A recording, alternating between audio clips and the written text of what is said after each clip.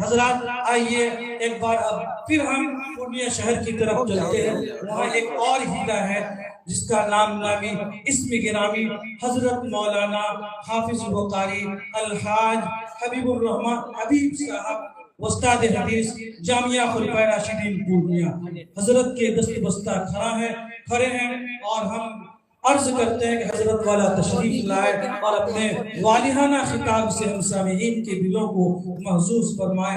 हजरत मौलाना मुफ्ती हबीब साहब दाई साहब।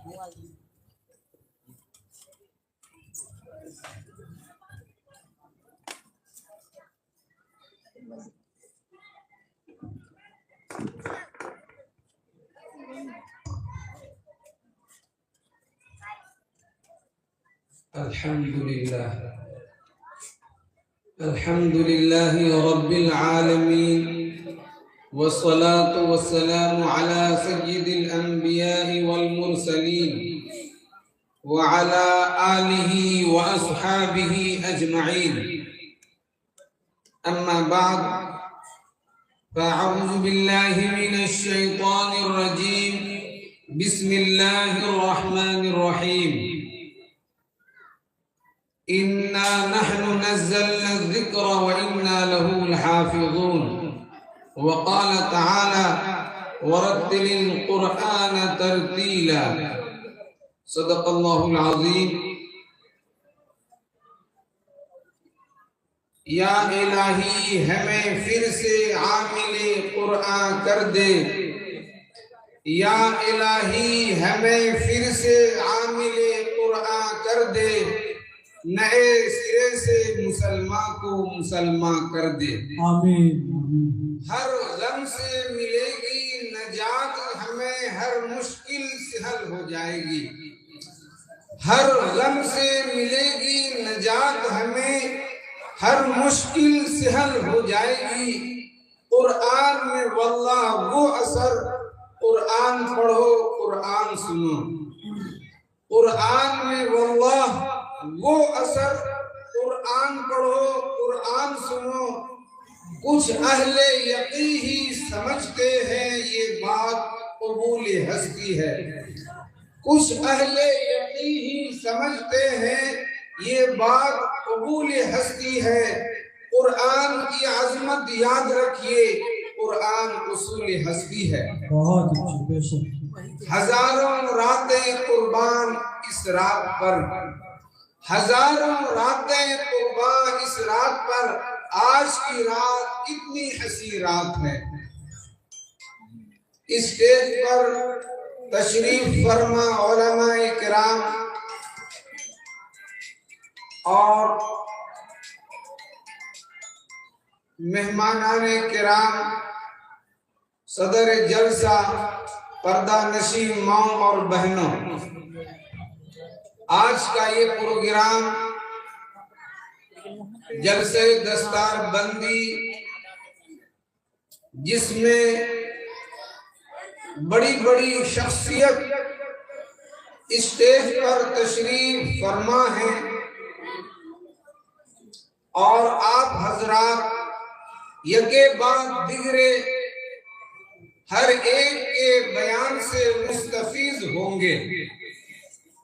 मैं भी इसी इरादे से इस मजलिस में, इस मुबारक महफिल में आया था कि मैं भी उलमाए किराम से कुछ सीखूंगा। चूंकि मैं भी कोई आलमी मुकर्रिर नहीं हूँ, मेरे पास अल्फाज का वो ज़ख़ीरा नहीं है जिसके सहारे मैं कुरान की अजमत को आपके सामने बयान कर सकूं। बस हमारे सरपरस्त मुरब्बी जनाब हजरत मौलाना जमील अहमद रहमानी, जो हम सब के सरपरस्त हैं, उनके सामने कुछ कहना, ये सूरज को चराग अल अम्र फौकल अदद मैं कुछ अर्ज कर देना मुनासिब समझता हूँ।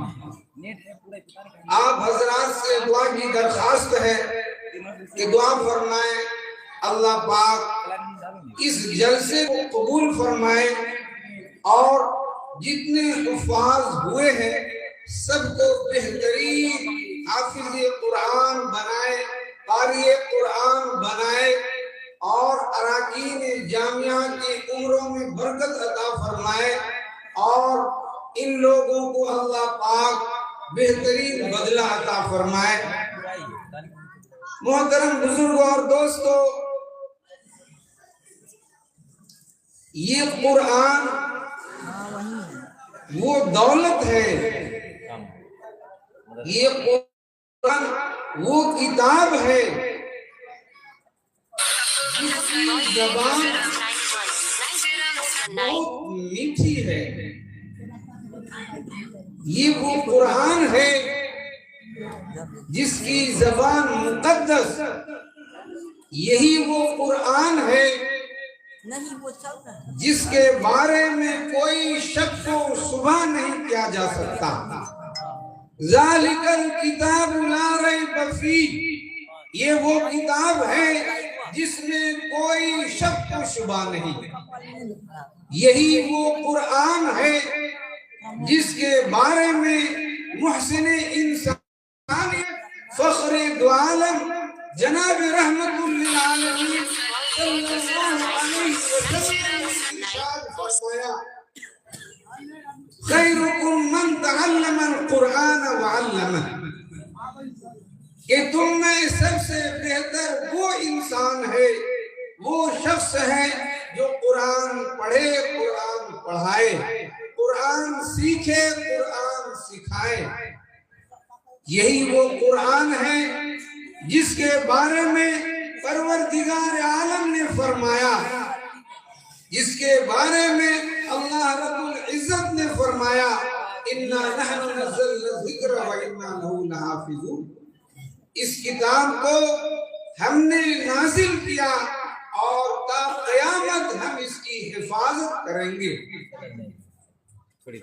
मेरे मोहतरम बुजुर्गों और दोस्तों,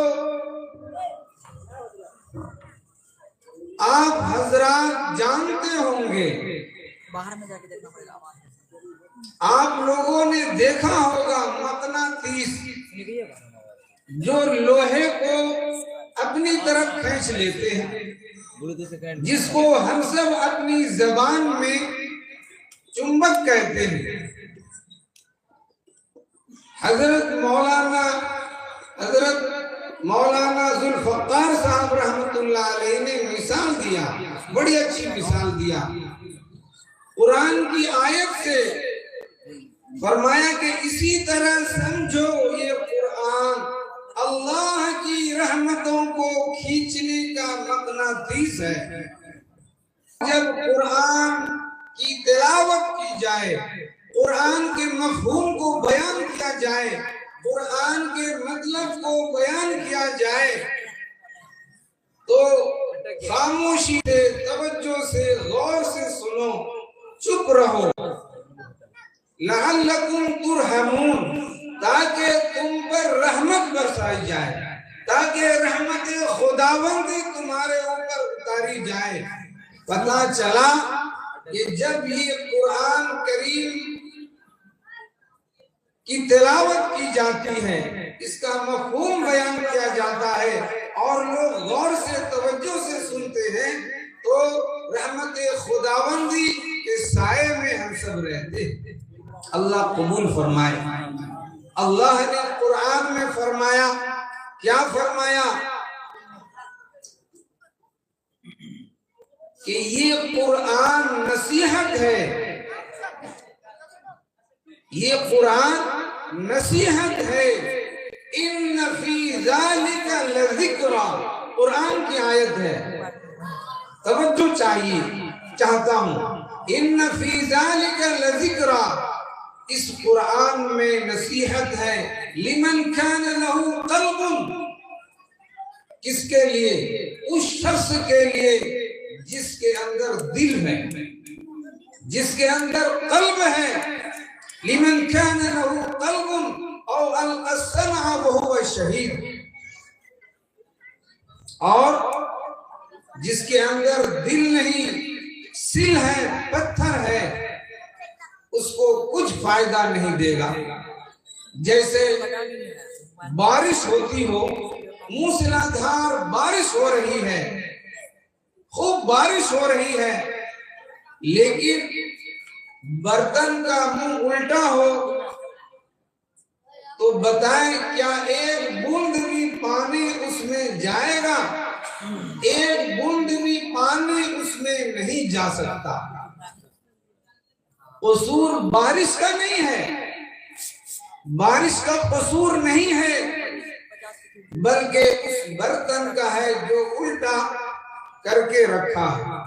इसलिए मेरे मोहतरम बुजुर्गों और दोस्तों, सबसे पहले हम सब यहाँ जो आए हैं, अपने दिल को अल्लाह की तरफ कर लें कि उलमाए किराम, बुजुर्गान इज़ाम जो कुछ बयान करेंगे, हम सब अपनी जिंदगी में तब्दीली लाएंगे, अपने गुनाहों से तौबा करेंगे और जैसी जिंदगी हम गुजार रहे थे, बेदीनी वाली जिंदगी, उसको हम छोड़ेंगे।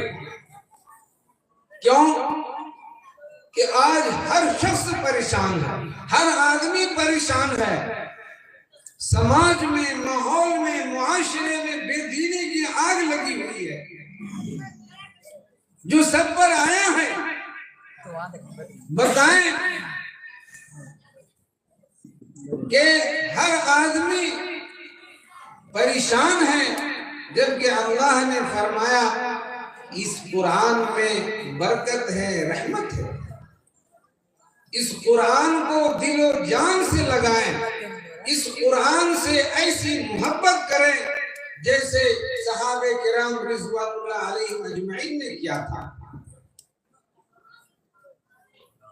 बुजुर्ग फरमाते हैं इस कुरान से 3 फायदे होते हैं। इस कुरान की तिलावत से 3 तरह की बरकतें, 3 फायदे हम सबको नसीब होती है। पहला फायदा, जो शख्स कुरान को तजवीद से पढ़ता है, वरत्तिल कुरान तरतीला, कुरान के हुकूक की अदायगी के साथ इसका जो हक है तजवीद के साथ पढ़ना, तलफ्फुज़ की अदायगी के साथ पढ़ना। फरमाया जो इस तरीके से पढ़ने का मामूल बनाता है और रोजाना कुरान को पढ़ता है, पहला फायदा ये होगा उसके घर में खैर और बरकत, उसकी उम्र में खैर और बरकत, हर परेशानी मुसीबत से अल्लाह निजात अता फरमाएगा। दूसरा फायदा ये है कि हर बड़ी बीमारी से, वीआईपी बीमारी से अल्लाह हिफाजत फरमाएगा, क्योंकि कुरान के बारे में फरमाया कि ये शिफाउल लिन्नास, सुदूर, सीने का लफ्ज आया है कि सीनों की बीमारियों के लिए इलाज है। कल्ब की हार्ट अटैक से अल्लाह ताला हिफाजत फरमा देते हैं। तीसरा फायदा ये है कि मरते वक्त अल्लाह पाक जबान पर कलमा जारी नसीब फरमा देंगे। हैरान शजदर रह गए कि इतने बड़े शेखुल हिंद, शेखुल हदीस जो 80-85 साल तक दर्स कुरान, दर्स हदीस दिया, अंग्रेजों ने जेल में डाल दिया था इस हिंदुस्तान को आजाद करने के लिए, जहां हम और आप आराम की सांस ले रहे हैं, आराम का सांस ले रहे हैं। मेरे मोहतरम बुजुर्ग और दोस्तों, सबने कहा हजरत वो 2 सबक क्या है, हम लोगों को भी बताइए। हजरत ने फरमाया कि मैं जेल की तन्हाइयों में गौर किया कि मुसलमान क्यों हिंदुस्तान में पिट रहे हैं, क्यों तबाह बर्बाद हो रहे हैं, मुसलमान क्यों तनज़्ज़ुली की शिकार हो रहे हैं? इसकी दो वजह हमको मालूम हुआ। दो,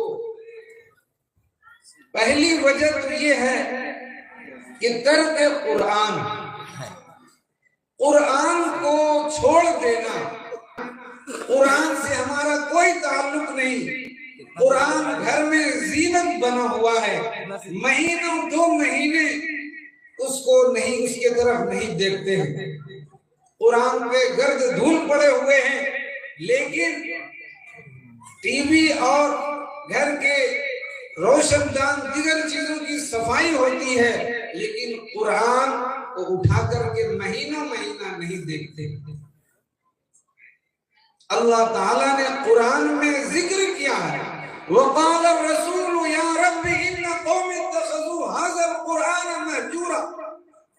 कल क़यामत के दिन प्यारे नबी सल्लल्लाहु अलैहि वसल्लम शिकायत करेंगे कि पूछिए, मेरी उम्मती से सवाल कीजिए, पूछिए कुरान के साथ क्या मामला रहा।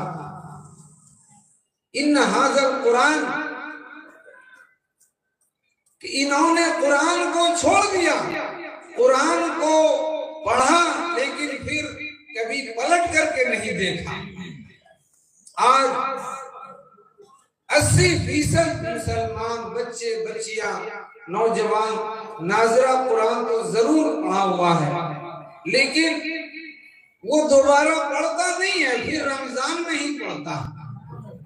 बहुत अफसोस की बात है, आज हमारे पास कुरान पढ़ने के लिए वक्त नहीं है, कुरान की तिलावत के लिए टाइम नहीं है, 10 मिनट वक्त नहीं है, जिसके बारे में इतने इतने फायदे गिनाए गए हैं। इसी किताब में मैं 7 फायदे लिखा हूँ। ये जो मेरी किताब है गुलदस्ते हुफ़ाज़, उसमें 7 फायदे हैं, इसमें 3 ही मैं शुमार किया हूँ, क्योंकि और भी उलमाए किराम के बयान होने हैं। तो पहली वजह तनज़्ज़ुली की और मुसलमानों की कमजोरी की हजरत ने बयान किया कि कुरान से अपना रिश्ता खत्म कर लेना। दूसरी वजह ये बयान किया कि आपस का इख्तिलाफ, इंतशार, बाहम गिरोहबंदी और खाना जंगी, आपस में बिरादरी की बुनियाद पर लड़ रहे हैं, मालदारी की बुनियाद पर लड़ रहे हैं। माल दौलत ये तो अल्लाह की तरफ से इम्तिहान आजमाइश है, ये तो अल्लाह के निजाम है। किसी को माल ज्यादा दिया, किसी को कम दिया, हर एक का हिसाब लेगा, ये इम्तिहान हो रहा है। लेकिन हम उसकी बुनियाद पर लड़ाई झगड़े कायम करते हैं, ये गलत बात है। हजरत ने फरमाया कि मैं अब बकिया जिंदगी इसी 2 पर मेहनत करूंगा कि जगह जगह हर गांव में मकातिब का जाल बिछाऊंगा, मकातिब कायम करके नई नस्लों की तरबियत करूंगा, जिसके बारे में हजरत मौलाना अबुल हसन अली मियां नदवी रहमतुल्लाह अलैह ने एक मौके से फरमाया था कि ऐ मुसलमानों,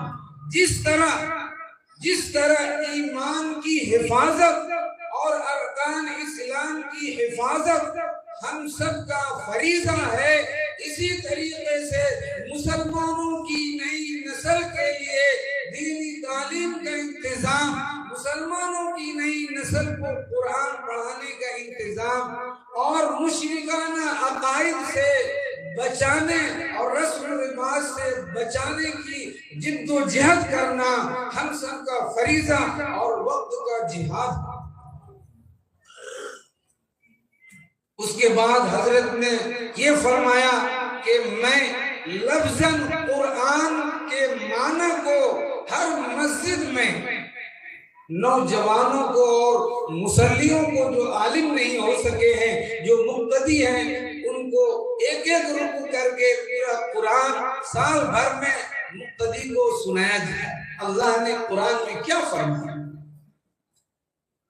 और बाहमी झगड़े को कभी मैं बर्दाश्त नहीं करूंगा। मैं इत्तेहाद पर ही तकरीर करूंगा। 10 तकरीर में से 9 तकरीर मेरी इत्तेहाद पर होगी। कलमे की बुनियाद पर सब हम मुसलमान हैं और हम मसलक की बुनियाद पर लड़ाई झगड़ा कर रहे हैं। दूसरी कौमें इस्लाम दुश्मन ताकतें हमारे जो है सिर्फ कुरान और कलमे को देख करके हमें वजूद से मिटाना चाह रही हैं और हम सब छोटी छोटी चीजों को लेकर के नफरतें फैला रहे हैं। अल्लाह हम सब की हिफाजत फरमाए। दूसरा वाकया, एक बहुत बड़े बुजुर्ग हैं जो दारुल उलूम देवबंद के हैं, हजरत मौलाना रशीद अहमद गंगोही। हजरत मौलाना रशीद अहमद गंगोही रहमतुल्लाह अलैह, जिनके नाम से आली शान हसीन खूबसूरत मस्जिद दारुल उलूम देवबंद में बनाई गई है। हर उलमाए किराम जानते हैं वो कितने बड़े बुजुर्ग हैं, हजरत मौलाना रशीद अहमद गंगोही। उनके बारे में आता है कि अंग्रेज के जमाने में किसी वजह से हजरत को जेल में डाल दिया। हजरत कितने बड़े बुजुर्ग गुजरे हमारे, सब परेशान हुए। सबों ने कुर्बानियां दी हैं, सबों ने कुर्बानियां दी हैं, जान की, माल की, औलाद की, बीवी बच्चों की कुर्बानियां दी हैं। उन्हीं कुर्बानियों की वजह से आज ये लहलहाता हुआ खेत हम सब देख रहे हैं। ये ऐसे ही नहीं मिला। चाहे मौलाना अताउल्लाह शाह बुखारी हो, चाहे मौलाना इस्माइल शहीद रहमतुल्लाह अलैह, चाहे शाह वलीउल्लाह मुहद्दिस देहलवी हो, चाहे मौलाना अली मियां नदवी रहमतुल्लाह अलैह। इन लोगों की के पीछे उनकी माओ की तरबियत रही है, उनकी माओ की दुआएं रही हैं। जब जाकर के इन लोगों ने मेहनत किया तो आज वो सबरा हमारे सामने है, लेकिन हम सब कदर नहीं कर रहे हैं। मेरे मोहतरम बुजुर्ग और दोस्तों, वाकया यूं है कि हजरत जेल में डाल दिए गए। जब जेल में गए तो हजरत के साथ एक और कैदी गए जो मुसलमान थे, कुरान पढ़े हुए नहीं थे। हजरत ने जेल में उनको कुरान पढ़ाना शुरू किया। हजरत जेल में कुरान पढ़ाना शुरू किया। 15 पारा कुरान हजरत उनको जेल में पढ़ाया। अचानक एक ऑर्डर आया कि हजरत को बरी कर दिया गया, हजरत को रिहा कर दिया गया। जेल से वो घर निकल सकते हैं, जा सकते हैं। हजरत के पास आकर के वो लेटर दिया। हजरत ने कहा कि मैं जेल से नहीं निकलूंगा, अभी मैं जेल से नहीं जाऊंगा। जेल के सुप्रीटेंडेंट जो होते हैं, आला अफसर, वो भी तहज्जुद करने लगे कि हर आदमी दुआ करता है कि जेल से निकल जाए, लेकिन हजरत कह रहे हैं कि हम जेल से नहीं निकलेंगे। मेरे मोहतरम बुजुर्ग और दोस्तों, गौर कीजिए, हम सब होते तो क्या हम सोचते। हजरत से पूछा गया क्यों जेल से आप नहीं निकलिएगा? हजरत ने कहा कि मैं जेल में एक आदमी को कुरान पढ़ा रहा हूँ, अभी आधा मुकम्मल हुआ है। जब तक मुकम्मल नहीं होगा मैं जेल से बाहर नहीं जाऊंगा। और किताब में लिखा है कि मुकम्मल कुरान उस बच्चे को पूरा करने के बाद हजरत जेल से निकले और घर हजारों साल नरगिस अपनी बेनूरी पे रोती है। बड़ी मुश्किल से होता है चमन में दीदार पैदा। मुसलमानों उठो, कुरान की अजमत को चमकाओ। मुसलमानों उठो, कुरान की अजमत को चमकाओ। जहाँ पे अमा को आफियत का राज समझाओ। जमाना आज भी कुरान ही से फैल पाएगा। मिटेगी जुल्मत शब, सूरज सज जगमगाएगा। दुआ फरमाए कि अल्लाह पाक हम सबको कहने सुनने से ज्यादा अमल की तौफीक नसीब फरमाए और इस मदरसे को दिन दूनी रात चौगुनी तरक्की अता फरमाए। व आखिरु दावाना अल्हम्दुलिल्लाहि रब्बिल आलमीन।